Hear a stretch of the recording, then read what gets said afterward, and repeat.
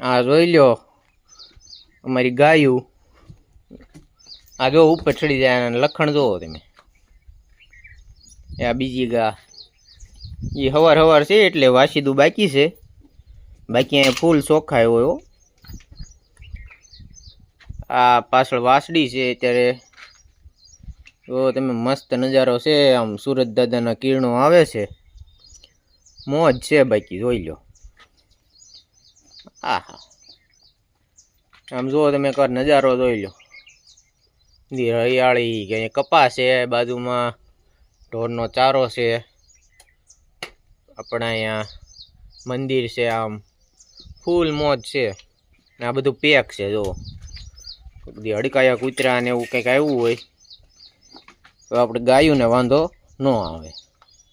Like કરો, share કરો, subscribe કરો અને કમેન્ટ કરો અને મોજ કરો. બીજું હું